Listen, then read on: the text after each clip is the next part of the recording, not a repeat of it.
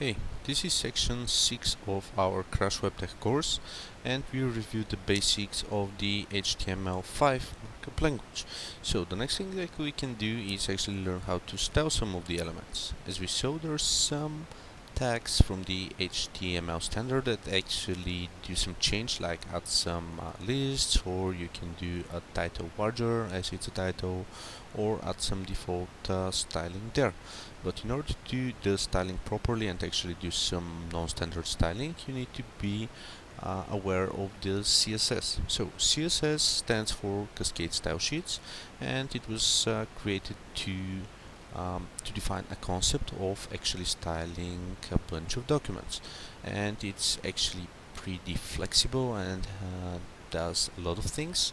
So we are going to reuse it instead of just applying some styles here and there within our document in the wrong way. So we can define some CSS snippet. Let's say that we're going to get back to our test page and we want to make our background green. So what we are going to do is get back to our test HTML and go to the head section and open another tag. Now keep in mind that I'm staying in the head section, as this is not going to create any sort of content that I want to see, but rather do some meta structure or data or change, which is actually changing the core. So I'm going to define our CSS style sheet by adding a specific tag, which is the style tag, and I'm going to define the type, which is text/CSS. This is going to be our block for defining the style snippet. So in our style snippet, we need to change the color of everything, and everything in our scenario is everything that is in our content area, and our general content area, which is the entire screen currently, is actually our body. So the CSS tags can apply some changes to various structures.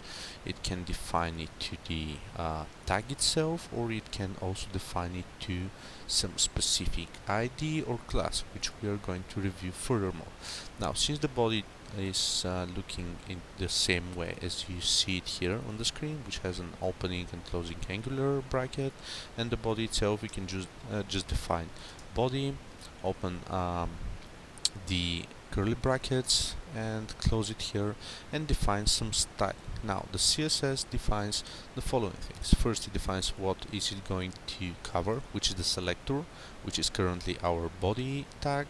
Then it defines properties and values. Now we're going to have some property, which is the background color, what we need to change, and then we have colon, and we have the value that we want to set, which is green. Now if I hit save and refresh, we'll see that our background actually turns to green.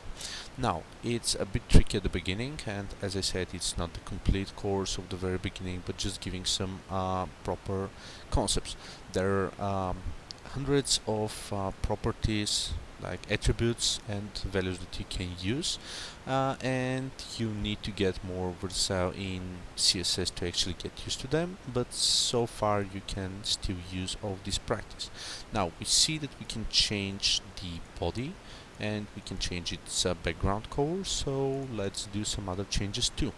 What happens if we wanna change all of our paragraphs to be, say, yellow? Now we know that our paragraph style is P, so we're going to hit P, we're going to open the same syntax here, and we're going to change the color of the text to be yellow. Now we see that the background color is actually the color of the background area, and the color is in fact the color of our text here. So if we refresh, we see that our paragraphs turns to yellow. Now if you want to set both headings H1 and H2 to be white, we can hit this way, H1 comma H2, open the curly brackets, and inside type color colon white. Another thing that I forgot to mention is that every single statement here ends with a semicolon, which is important because we might actually want to change some statements. But first, since I changed the colors of the headings, let's refresh and we see that we have changed color for these headings.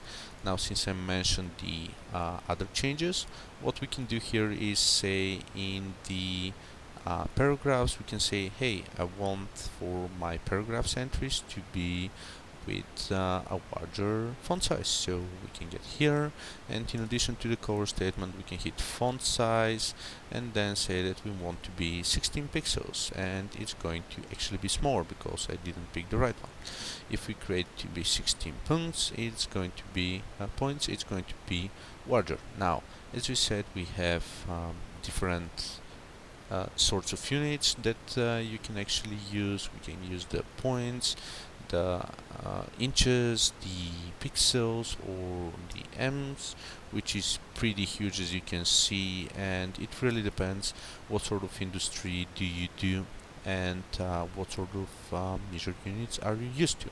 There are also some other specifics, but we are not going to get into details as for pixel widths and heights and everything, so just keep in mind what are the basic concepts for using this here.